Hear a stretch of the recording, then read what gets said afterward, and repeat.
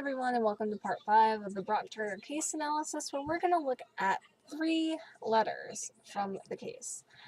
We are going to look at Brock Turner's letter, Carlene Turner's letter, and Dan Turner's letter.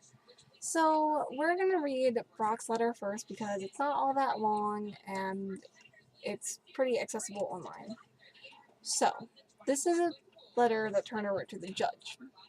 So this is his whole letter. I'm not gonna cut anything out, but I do have some little pieces here that I do want to bring your attention to. So let's start with the letter, shall we? The night of January 17th changed my life and the lives of everyone involved forever. I can never go back to being the person I was before that day.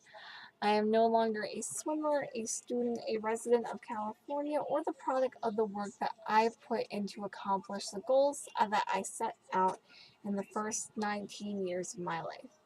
Not only have I altered my life, but I've also changed Blank and her family's life. I am the sole proprietor of what happened on the night that these people's lives were changed forever.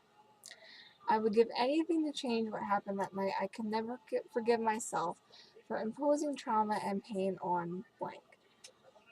It debilitates me to think that my actions have caused her emotional and physical stress that is completely unwarranted and unfair.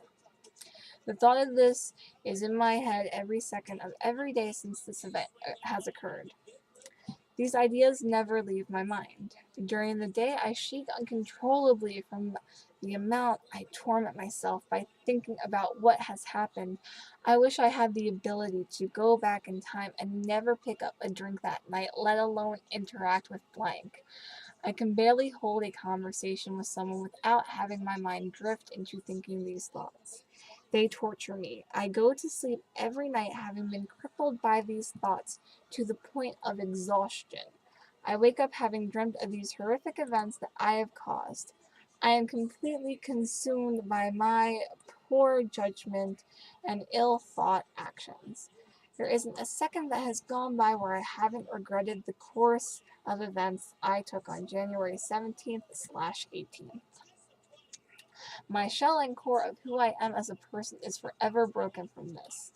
I am a changed person. At this point in my life, I never want to have a drop of alcohol again. I never want to attend a social gathering that involves alcohol or any situation where people make decisions based on the substance they have consumed. I never want to experience being in a position where it will have a negative impact on my life or someone else's ever again. I've lost 2 jobs solely based on the reporting of my case. I wish I was never good at swimming or had the opportunity to attend Stanford, so maybe the newspapers wouldn't want to write stories about me. All I can do from these events moving forward is by proving to everyone who I really am as a person. I know that if I were to be placed on probation, I would be able to be a benefit to society for the rest of my life. I want to earn a college degree in any capacity that I am capable to do so. And in accomplishing this task, I can make the people around me and society better through the example I will set. I've been a goal-oriented person since my start as a swimmer. I want to take what I can from who I was before this situation happened and use it to the best of my abilities moving forward. I know I can show people who are like me the dangers of assuming what college life can be like without thinking about the consequences one would potentially have to make if one were to make the same decisions that I made. I want to show that people's lives can be destroyed by drinking and making poor decisions while doing so. One needs to recognize the influence that peer pressure and the attitude of having to fit in can have on someone. One decision has the potential to change your entire life. I know I can impact and change people's attitudes towards the culture surrounded by binge drinking and sexual promiscuity that protrudes through what people think is at the core of being a college student. Oh, God. I'm sorry. I'll continue. I want to demolish the assumption that drinking and partying are what make up a college lifestyle. I made a mistake. I drank too much and my decisions hurt someone. but I never meant to intentionally hurt blank. My poor decision making and excessive drinking hurt someone that night, and I wish I could just take it all back. If I were to be placed on probation, I can positively say without a single shred of doubt in my mind that I would never have any problem with law enforcement. Before this happened, I never had any trouble with law enforcement, and I plan on maintaining that. I've been shattered by the party culture and risk-taking behavior that I briefly experienced in my 4 months at school. I've lost my chance to swim in the Olympics, I've lost my ability to obtain a Stanford degree, I've lost employment opportunity, my reputation, and most of all, my life. These things force me to never want to put myself in a position where I have to sacrifice everything. I will make it my life's mission to show everyone that I can contribute and be a positive influence on society from these events that have transpired. I will never put myself through an event where it will give someone the ability to question whether I really can be a betterment to society. I want no one, male or female, to have to experience the destructive consequences of making decisions while under the influence of alcohol. I want to be a voice of reason in a time where people's attitudes and preconceived notions about partying and drinking have already been established. I want to let young people know, as I did not, that things can go from fun to ruin in just one night. So, that is Brock Turner's full letter to Judge Aaron Persky. And I think it's certainly an interesting piece of literature, I guess, if you want to call it that. But we're good. We're gonna look at it, and we're just gonna pull some things out. So, there's some things they took out, or Brock Turner said something more in court. But I know one account is that he said his day started out like most days. Well, see, here's the thing. Most days don't start out with sexual assault or rape, but maybe my daily routine is different from someone else's or his, or I don't know. So there's that. We're also going to look at this. He says that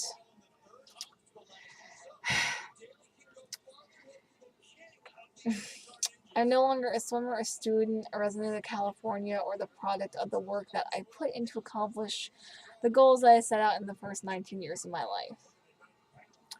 Well, see, here's the thing. Criminals and people who do bad things don't get what they want because they did bad things. We don't reward bad behavior. It's like when you train a dog. You don't reward it when it gets on the couch if you don't want it on the couch. Not only have I altered my life, but I've also changed blank and her family's life. You have not just changed her life. You have destroyed it. You have taken something and you have crushed it. You have massacred it. I can tell you from personal experience, one of the hardest things to do is rebuild after being raped.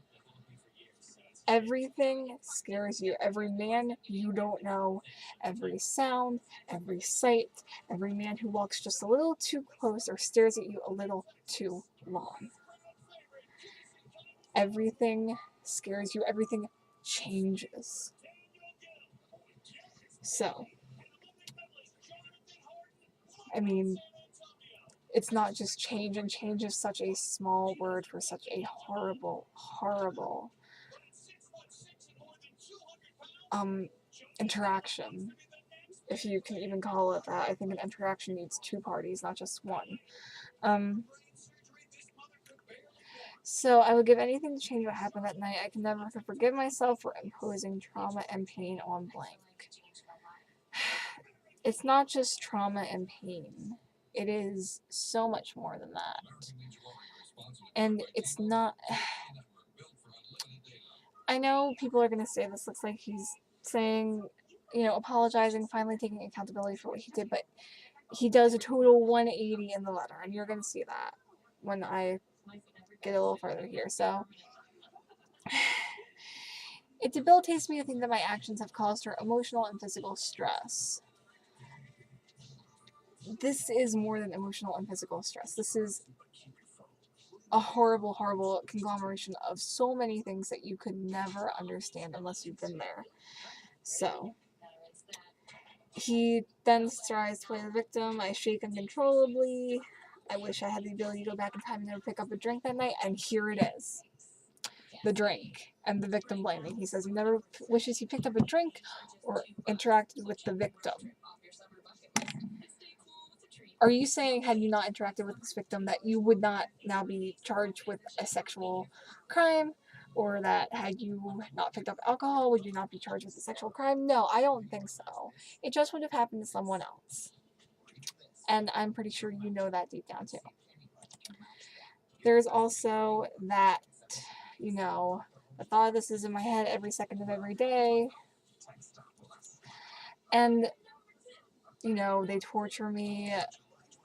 The night, dream of these horrific events, nightmares and PTSD and flashbacks are something he will never, ever understand.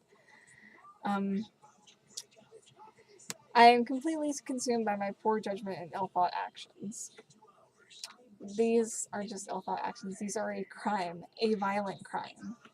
And I don't know who you think you're fooling by saying, I had horrible judgment. Oh God, whatever will I do? I'm so sorry, guys. My eye is acting up and I don't know why.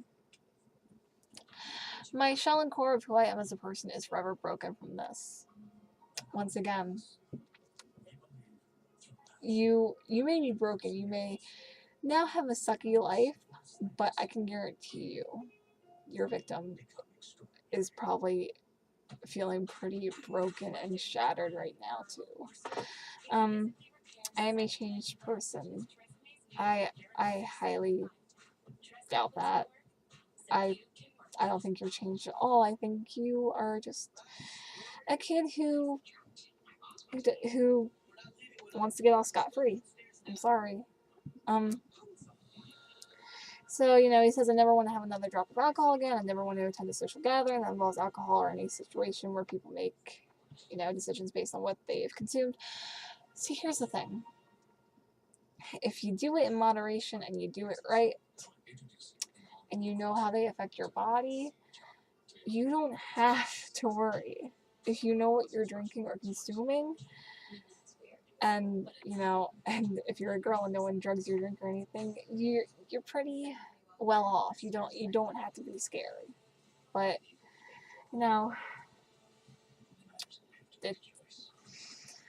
that's his logic. But he also says, I never want to experience being in a position where it will have a negative impact on my life or someone else's ever again. Notice how he mentions his life first. She's an afterthought. It's his life that he cares about more. And I've lost 2 jobs. Yeah, because criminals shouldn't be in normal society if they rape someone that they don't even know. We don't hire rapists. We don't give them things. We don't give criminals things because, we don't reward bad behavior, like I said. There's also, I wish I was never good at swimming, went to Stanford, blah, blah, blah. Yeah, but see, these newspapers also reported your swim records at the bottom of the page. So, he wants to prove who he really is. Actions speak louder than words, Brock. Your actions on January 17th and 18th spoke pretty loud. They proved who you were. And then he says, I know that if I were to be placed on probation, the recommended sentence was 14 years. It was either 6 years or 14 years. I get them mixed up. But he just wants probation. He wants to sit at home, not in a jail cell, not with Bubba in the general population. He just wants to sit at home and be like, hey, I'm on house arrest, I'm on probation, but hey, I learned my lesson. That's not how this works. I would be able to be a benefit to society for the rest of my life. I don't see you benefiting society right now. He wants to earn a college degree. That's admirable, but you know, I'm sure that some criminals earn them in prison. So, I mean, whether you earned it behind bars or, you know, in general society, I don't see, you know. So, he wants to set an example. Well, the example you set that night was pretty shitty, so I would not be trying to set examples right now. He wants to show people the dangers of assuming what college life can be like without thinking of the consequences. He wants to show that drinking and making poor decisions can ruin lives. One needs to recognize the influence of peer pressure and the attitude of having to fit in can have on someone. One decision has the potential to change your entire life. It's not peer pressure. They told you to cut back on the partying and drinking. Your teammates, your upperclassmen teammates told you, and you didn't listen. And also, one decision doesn't have the potential to change your entire life. It has the potential to change two entire lives. Lives. I'm sorry, lives. Two lives. Not one. Two. Two. You change two. You change yours and your victim, and subsequently, by changing those two, you change those other people around you. And then here he says, if I were to be placed on probation, he's asking for it again. 2 times. 2 times. And he says, without a single shred of doubt in my mind, that I would never have any problem with law enforcement. And that he never had any trouble with law enforcement before. Sweetie, you're underage drinking and your fake ID. Who do you think you're fooling? Because you're not fooling me. He also says that he is shattered by the party culture and risk-taking behavior. And, you know, I lost my chance to swim at the Olympics, lost this, that, and the other. Yeah, because we don't give things to criminals. They don't get rewards for doing shitty things. They don't get rewards for being shitbags. That's not how this works. And, I mean, that was your choice. I don't, you know, you're not sitting here and saying, because of what I did, that's why I lost my chances at the Olympics. That's why my reputation's ruined. That's why I don't have a job. By the way, I think Walmart hires people with criminal records. You might want to look into that. But he says, I never want to put myself in a position where I have to sacrifice everything. You didn't have to sacrifice everything unless that was you swimming. Everything was taken away from you because you did something wrong. And he says, you know, I want to contribute and be a positive influence. I will never put myself through an event where it will give someone the ability to question whether I really can be a betterment to society. He wants to, you know, talk about, you know, being under the influence of alcohol. You know, where he's like, this changes 2 lives, not just one. This is not about sexual promiscuity, and this is not about binge drinking. This is about bad things that you did. This is about the choices you made that you're just not owning up to. This is about things that you did that you just don't want to take responsibility for. But you know, what do I know? I'm just a rape survivor. What the fuck do I know? Brock Turner and me are just on totally different levels. Oh god. You know, what do I know? Lowly little peasant. But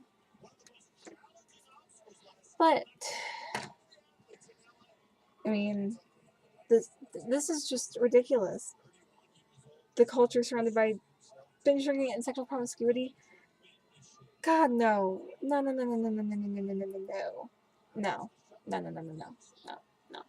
This is not how this works. This is more than this is more than binging and sexual promiscuity. And I know I'm rambling and stuff, but I'm just mad because people just write shit to get out of serving a very lenient sentence. So this letter is just an atrocity in every sense of the word. If you guys have any more elaborate thoughts on these letters, I'd really love to hear them. I mean, he's like, placed on probation. How about I place your dick in a meat grinder? I mean, spare me, bro. I'm sorry. What you did was wrong, and it's time to face facts. So, if you guys have any um any thoughts at all, I'd love to hear them. I'd love to see what you guys have to say about this this horror show of a letter. So let's move on to Carlene Turner's letter to Judge Aaron Persky.